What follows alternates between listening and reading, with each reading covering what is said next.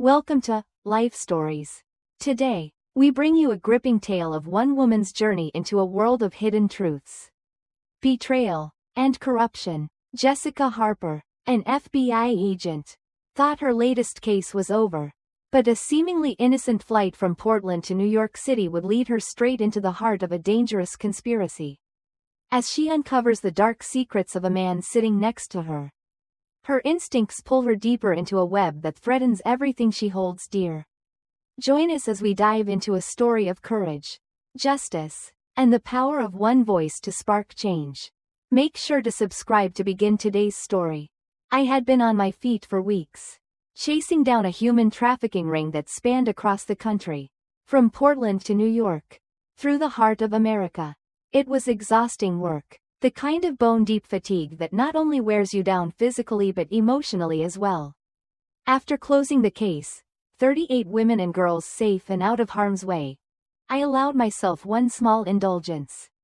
I booked a first-class seat on a red-eye flight from Portland to New York City. A rare splurge, but one I felt I had earned. All I wanted was 6 uninterrupted hours of sleep. The kind that comes without the nagging worry of another case or another victim needing saving. I settled into my seat, pulled out my book, and leaned back, preparing for the briefest of escapes.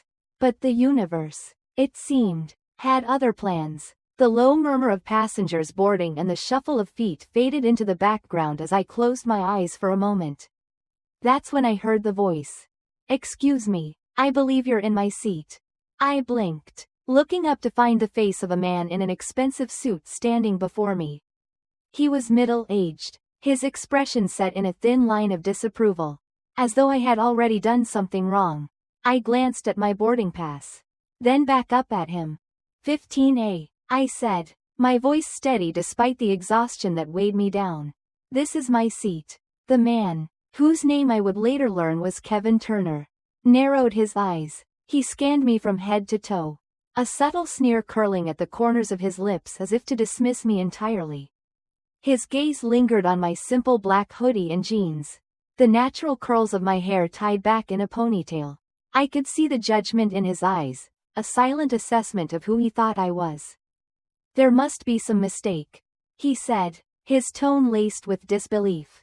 "I always book first class on this route.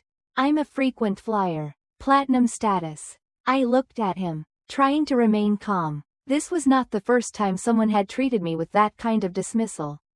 Assuming that someone like me didn't belong in a space that, according to him, should be reserved for people like him. I couldn't have known at that moment.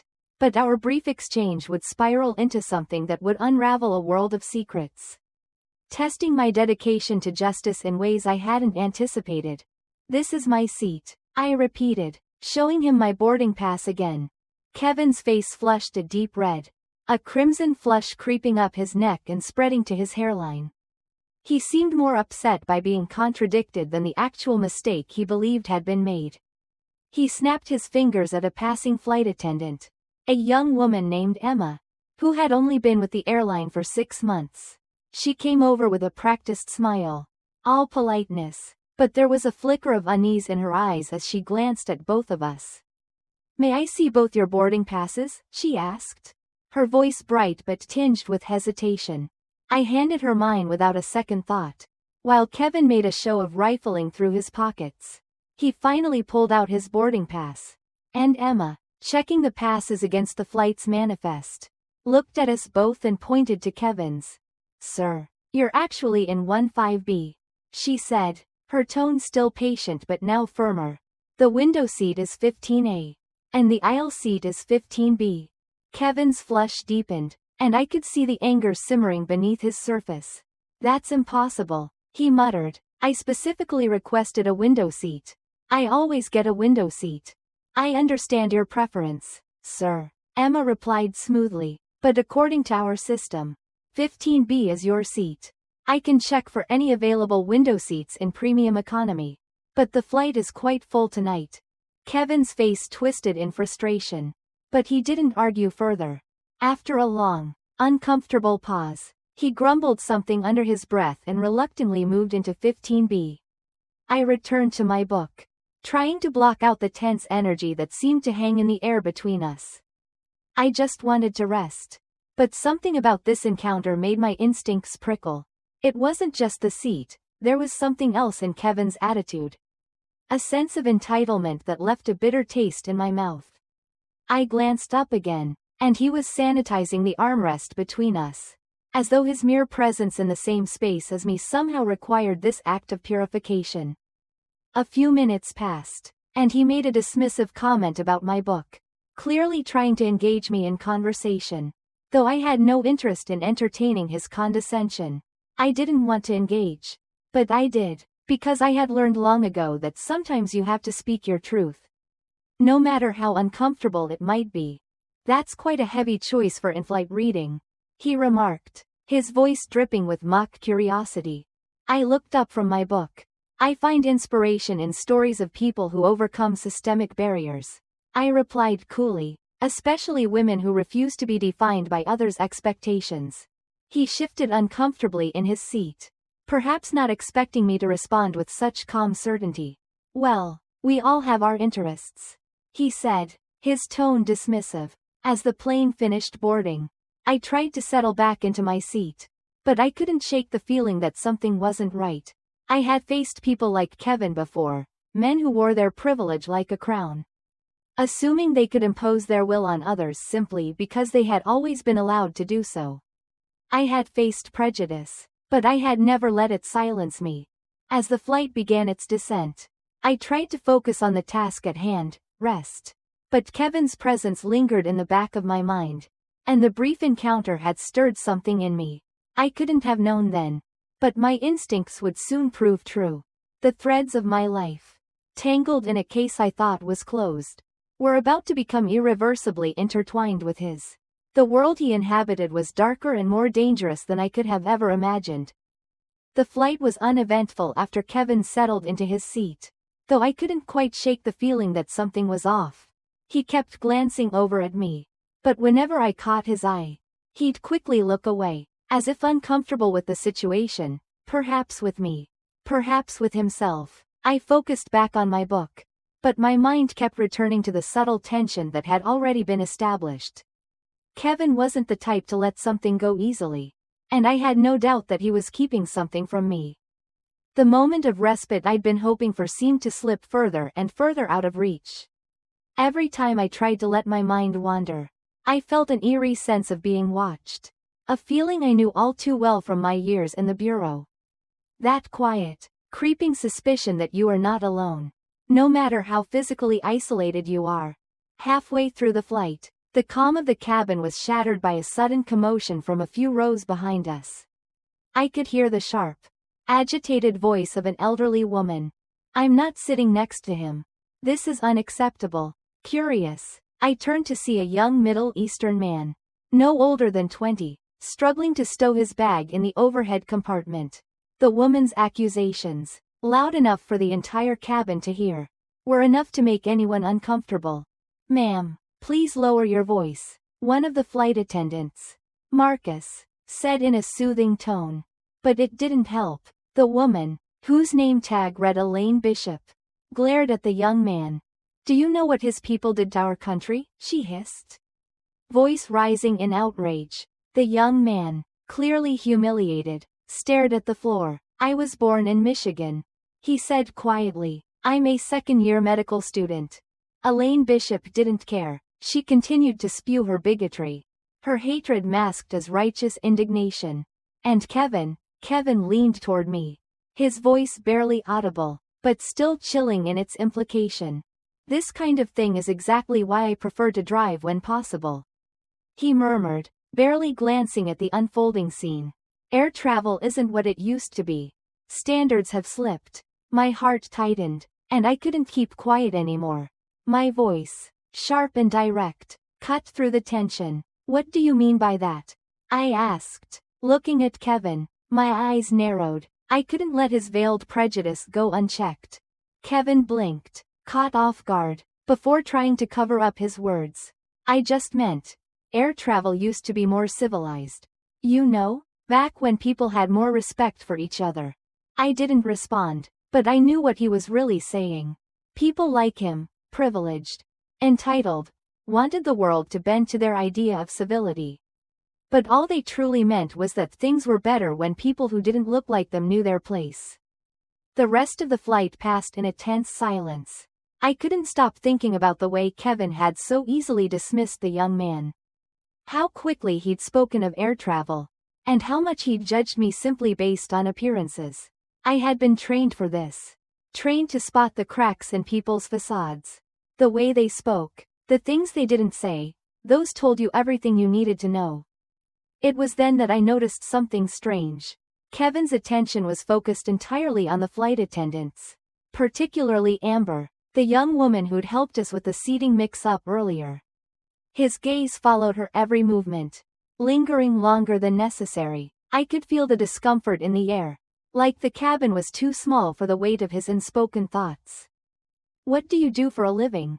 Kevin asked, breaking the silence. His voice was too casual, like he was trying to steer the conversation into safer waters, to cover up whatever was simmering beneath the surface. "I'm in law enforcement," I replied, trying to sound nonchalant. There was no need to give him any more than that. Kevin smiled, though it didn't quite reach his eyes. "Must be exhausting," he said, clearly fishing for more. "What line of work are you in?" "Human trafficking," I said bluntly, watching for his reaction. His expression faltered just for a second, though he quickly masked it with a forced smile. "That's heavy work." "It is," I said quietly, glancing out of the window. "But it's important." I wanted him to feel that weight. Just a little, to understand that this was no ordinary job. It wasn't a job you could brush off, like the meaningless tasks that filled the hours of people like him. This was a fight against injustice. Against everything he represented. Before Kevin could respond, a strange noise broke through the silence. It was faint at first, but as it grew louder, I could see the tension in the passengers' faces. A medical emergency. The plane shuddered as the crew sprang into action, rushing down the aisles to attend to an elderly man a few rows ahead. As flight attendants rushed to administer aid, the atmosphere shifted entirely. The calm of the flight had evaporated, replaced by an undercurrent of panic. I could feel my pulse quicken. Instinctively, I got up to help, already moving before I had fully processed what was happening. A doctor stepped forward, but so did I. "I'm a special agent with the FBI," I said, quietly but firmly, to the flight attendant in charge. "Let me assist." As the medical team worked, I couldn't help but notice Kevin's strange behavior. His eyes flickered toward the elderly man, who had collapsed in his seat. But there was something in the way Kevin's gaze darted away quickly. Something almost fearful, as if he was trying to distance himself from the scene. I helped as best I could, doing what I could to stabilize the man. But I couldn't stop the feeling that something was wrong. Kevin had recognized the elderly man, but he wasn't acting like someone concerned about a fellow human being. He was acting like someone who was trying very hard not to be noticed. The minutes stretched into what felt like hours, and the atmosphere was thick with tension. Finally, the medical emergency was handled, and the plane continued on its way. But I couldn't shake the unease. Kevin's earlier behavior, the way he'd interacted with the flight attendants, with the young man, and now with the elderly passenger. Everything about him felt like a puzzle with missing pieces. And I was going to find those pieces. The flight continued, and despite the calm that eventually settled over the cabin, I couldn't shake the feeling that something significant was at play. I returned to my seat, trying to block out the odd sensations that gnawed at the edges of my thoughts. The medical emergency had been handled, and the elderly man, whose name I would later learn was Walter, was stabilized. But my mind kept drifting back to Kevin Turner. There was something about his demeanor that had unsettled me. It wasn't just his casual prejudice or his thinly veiled dismissiveness. It was something deeper, something more sinister, hidden behind the polished exterior he wore so effortlessly. I needed to understand more. As I tried to focus on the biography of Shirley Chisholm I had picked up earlier. The story of a woman who had fought against the odds to make her voice heard. I realized that Kevin was still watching me.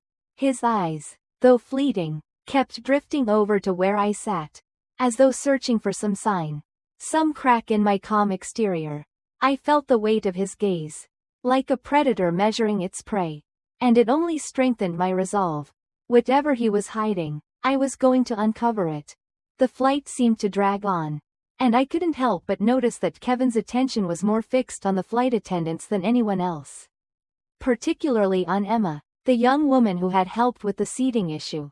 I watched him closely. His body language was so subtle, yet his every movement seemed designed to draw attention, to establish dominance. His glances were too frequent, his lingering stares too calculating. It wasn't just about the seat anymore. Something had shifted. As we descended into New York, the city lights twinkling beneath us, the plane began its final approach. It was time to disembark. But I wasn't ready to leave just yet. Kevin's presence, his peculiar behavior, and the strange feeling that had only grown stronger throughout the flight pushed me to take action. I stood up to gather my things, making sure to casually pass near Kevin's seat. As I moved past him, I couldn't help but catch his eyes one last time. This time, I noticed something new in his expression, fear. It was barely perceptible, but it was there. Kevin Turner was afraid of something. And I was starting to understand that his fear wasn't just about being caught for something trivial. This went far beyond a seat dispute or a disagreement over window views. I walked down the aisle, my mind working through the puzzle pieces that were beginning to form. I made my way toward the front of the plane, stopping to speak with Marcus, one of the flight attendants. There was something in the air, something that felt off. I needed more information. Marcus, I said casually, keeping my voice low enough not to draw attention. Have you noticed anything strange on this flight? Anyone acting odd, or out of place? Marcus looked at me with mild surprise but quickly leaned in, speaking in a hushed tone. Honestly, there's something about Mr. Turner. He's been watching everyone, especially the flight attendants. And earlier, when the medical emergency happened, he seemed unnervingly calm. Too calm. My instincts told me Marcus was right. Kevin had barely reacted to the emergency. He'd kept to himself. But there had been a subtle flicker of recognition when he saw Walter being attended to by the medical team. It was almost as if he knew something about the elderly man that the rest of us didn't. But that wasn't the only odd thing about Kevin's behavior. He was too calculating, too guarded. He didn't belong in the realm of ordinary passengers.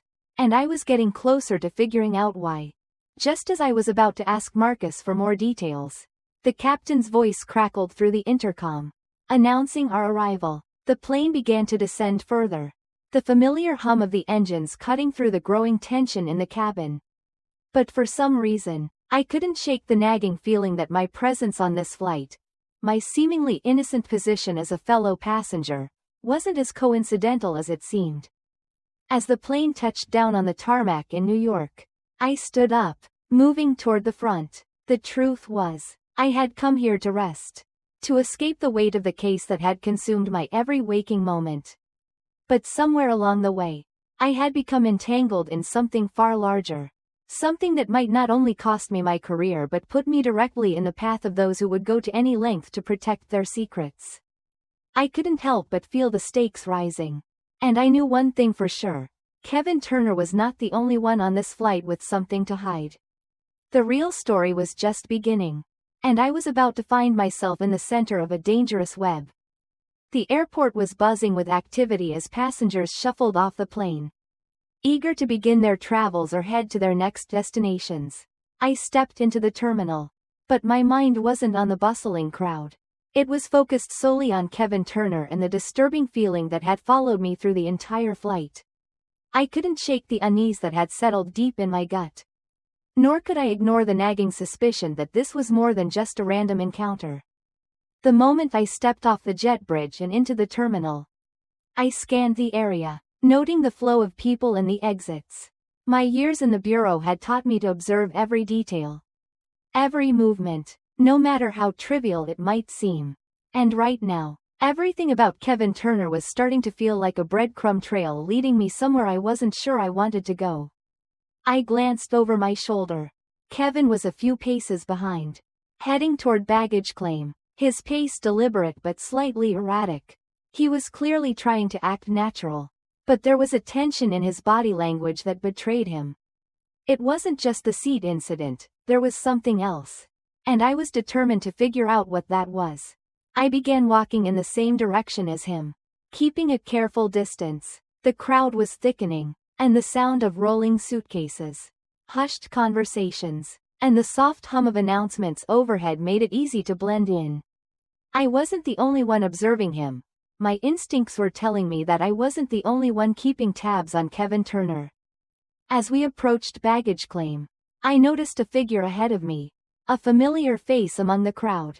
Tariq Ahmadi, the young man who had been seated in front of me, was there too. He seemed to be keeping his distance, but his eyes kept flickering toward Kevin, clearly wary of him. He had been a quiet presence during the flight, but something about him had struck me as odd. He wasn't just a passenger, he had an intensity about him that suggested he was more than he appeared. He glanced at me, and I gave him a slight nod. The unspoken communication between us was enough. I knew Tariq had been watching Kevin too, and now I had the feeling we were both on the same trail. The question was, what did we do with what we knew?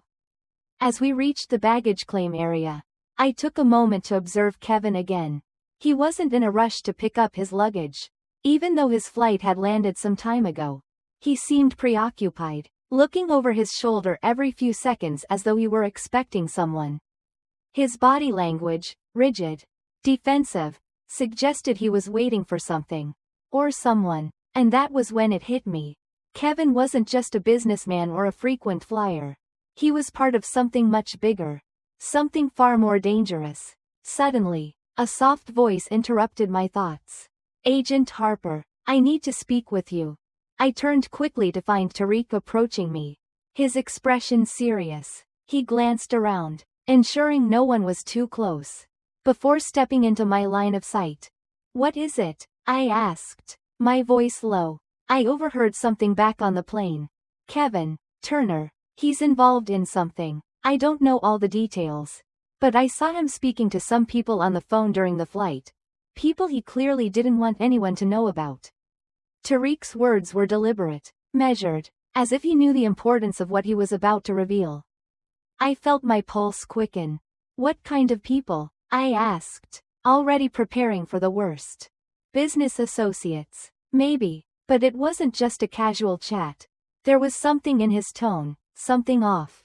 I overheard him mention a shipment that was scheduled for tomorrow night. "I know it's connected to something big, something dangerous." My heart raced. The pieces were falling into place now. Kevin Turner wasn't just a privileged businessman with a misguided sense of entitlement. He was deeply involved in something far more dangerous than I could have imagined. A shipment, scheduled for tomorrow night. This was no ordinary transaction, and I needed to find out more. Before I could respond, I heard a familiar voice. "Agent Harper, we need to move now. They're about to leave." I turned to see Marcus, the flight attendant from earlier, rushing toward us, her face pale and urgent. She glanced over her shoulder, eyes wide with concern. "Who?" I asked, my voice now tight with anticipation. "Turner. He's about to meet someone. I think you need to see this." Without another word, Marcus turned, leading us through the terminal toward a quieter section, where we could observe without being seen. I felt a flicker of unease. This wasn't just a simple investigation anymore. The truth was becoming clearer by the minute. And with it, the realization that I had just stumbled into something I wasn't sure I could walk away from. As we moved deeper into the terminal, I could feel my instincts sharpening, my senses on high alert. Whatever was going to happen next, I knew it would change everything, and I wasn't sure I was ready for the consequences. As I followed Marcus and Tariq through the maze of terminal hallways, every step seemed to bring us closer to the truth, but further from the safety I had once known. We arrived at a secluded corner, just as Kevin Turner was speaking to a well-dressed man, exchanging urgent words. My instincts screamed that I was watching something critical unfold, something that would tear the veil off an operation I hadn't yet fully understood. But before I could react, my phone buzzed. A message from my supervisor: stand down. This is no longer your case. I felt my heart sink. But I couldn't back down now. Everything had led me here. And I wasn't about to stop when I was so close. I turned to Tariq and Marcus. We move now. This ends tonight. With no time to waste. I snapped into action. The carefully calculated moves I'd trained for kicked in. I pulled my badge, flashed it to the man standing with Kevin, and the atmosphere shifted instantly. Confusion, then fear flickered across his face. Before anything else could happen, a set of armed men appeared. And the game was up. The truth, dark and twisted, came tumbling out. Kevin Turner was part of something much larger than I'd ever imagined. A conspiracy that reached into the highest levels of power, leveraging business, trafficking, and corruption to its advantage. And now, with Kevin on the run and the evidence in my hand, the pieces of the puzzle were finally fitting together. As the chaos unfolded, I knew this was far from the end. The battle for justice was just beginning. If you enjoyed this story, make sure to hit the subscribe button for more life stories that will keep you on the edge of your seat. Stay tuned for the next chapter.